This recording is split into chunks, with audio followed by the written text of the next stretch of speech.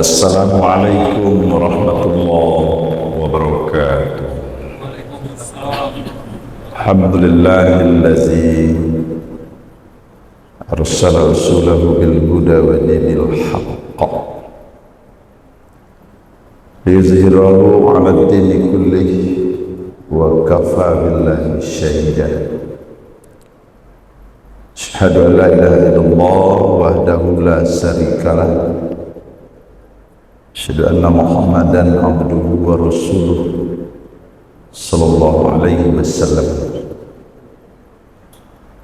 Qala Allah ta'ala fil Qur'anil Karim, a'udzu billahi minasy syaithanir rajim. Bismillahirrahmanirrahim. Wa la taqfu ma laysa laka bihi ilm.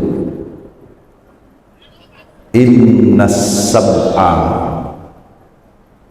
wal basar wal fu'ad sadaqallahul azim. Ku berlindung kepada Allah jauh daripada budaya syaitan yang terkutuk. Dengan nama Allah yang Maha Pengasih, Maha Penyayang. Janganlah kamu kerjakan atau jangan kamu perbuat apa-apa yang kamu tidak punya ilmu di dalamnya. Sesungguhnya Allah memberikan pendengaran, Allah memberikan penglihatan, Allah memberikan hati. Kesemuanya itu akan dipertanggungjawabkan. Dengan makna lain, berdasarkan pendengaran, penglihatan dan hati, manusia itu menjadi tahu atau berpengetahuan. Maha benar Allah dengan segala firman-Nya. Al-Quran surat Al-Isra atau Bani Israel ayat yang ke-36. Bapak-bapak dan ibu-ibu, kaum muslimin dan kaum muslimat, sidang jemaah zuhur rahimahumullah, bersyukur kepada Allah dengan ucapan Alhamdulillahi Rabbil Alamin. Berselawat kepada Rasulullah. Allahumma salli ala Muhammad wa ala ali Muhammad. Jemaah zuhur rahimahumullah, pada kesempatan kali ini kita kembali melihat bagaimana keutamaan daripada sholat sunat tahiyatul masjid.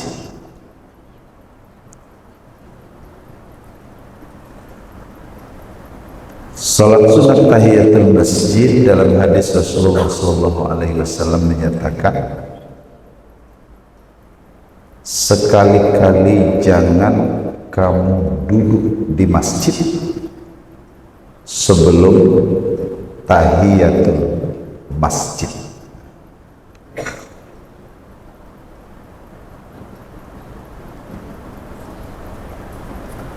Artinya, ibu dan bapak-bapak, sebetulnya tidak ada orang yang masuk masjid ini yang tidak berwudu.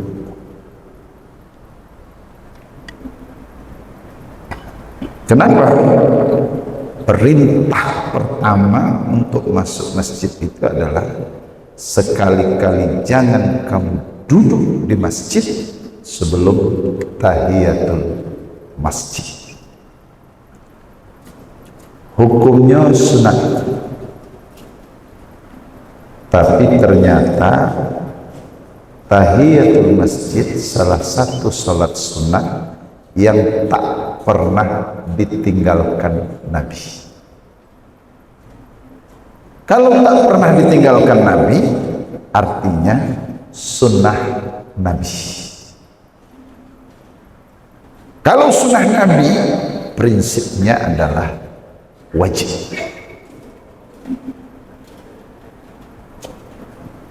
Namun ibu-ibu bapak-bapak, deklah adu dalam pengetahuan kita bahasa sholat tahiyatul masjid itu hukumnya sunat, maka aduna mengarajuan, aduna nindak.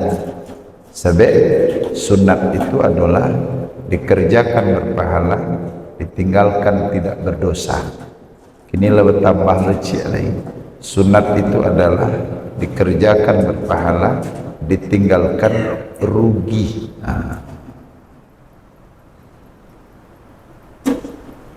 Karena kita sudah dibekali dengan pengetahuan bahwa salat sunat itu adalah sunat, maka ibu-ibu bapak-bapak, orang-orang tasawuf menyatakan kadang-kadang hukum syariat itu melemahkan sunnah. Saya ulangi, hukum syariat itu kadang-kadang melemahkan sunnah. Tahiyatul masjid hukumnya sunnah, tapi Nabi tak pernah meninggalkan.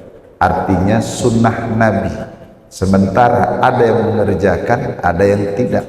Dikalau orang nak mengarajuan, sudahnya kerajuan, ada orang yang tidak mengarajuan di dakeknya, ditanyanya, dak satu salat sunat tahiyatul masjid aja weknya, na wajib satu kerajuan mujur macam. Dek kerana apa? Karena dalam ingatan dan pengetahuannya hukumnya sunat. Padahal itu adalah sunnah Nabi. Kalau sunnah Nabi prinsipnya wajib, mana? Baca ayat. Kata ayat, wala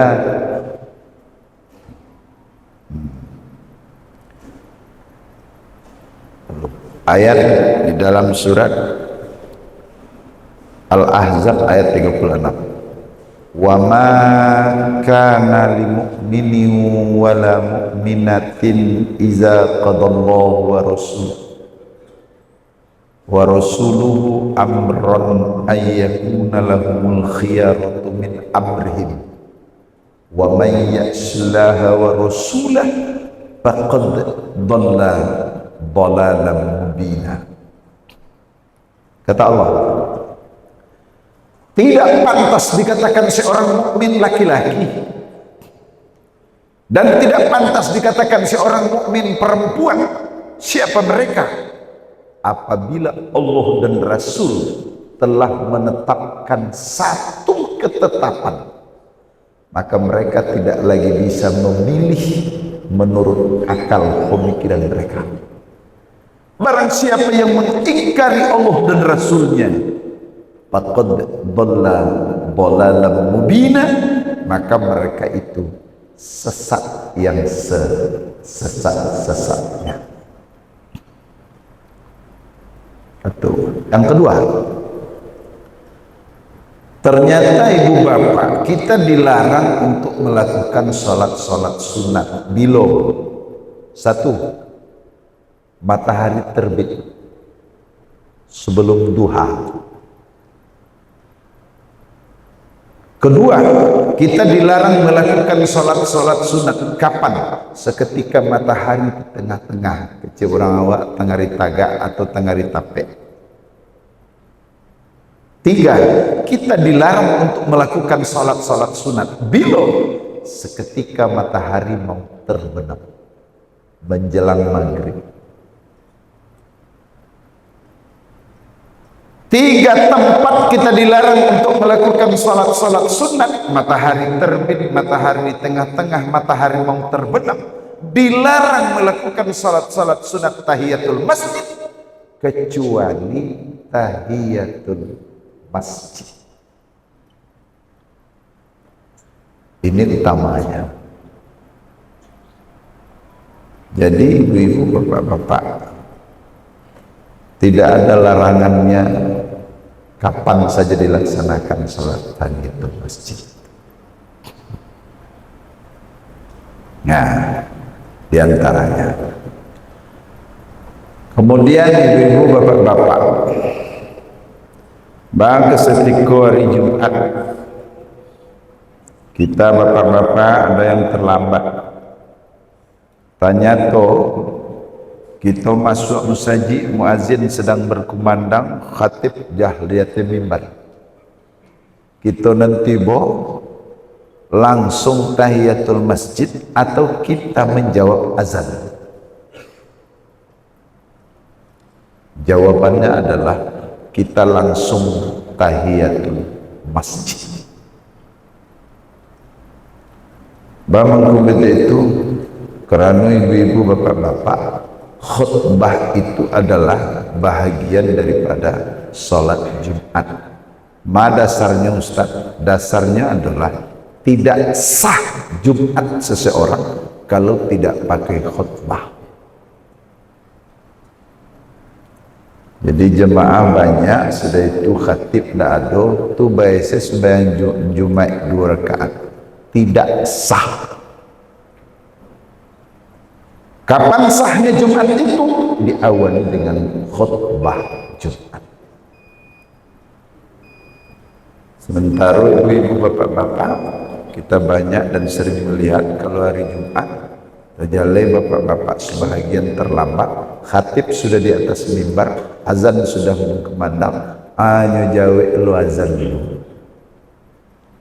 Bilo dan serupa itu, nah seperti zuhur ini. Kalau zuhurku ibu-ibu, bapak-bapak, karena diberi waktu untuk melakukan salat sunat setelah azan, maka kalau kita masuk orang azan, jawab azan, baru kita salat sunat tahiyatul masjid.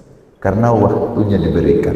Tapi kalau hari Jumat kita terlambat, khatib sudah di atas mimbar, muadzin sedang berkumandang, kita datang langsung tahiyatul masjid.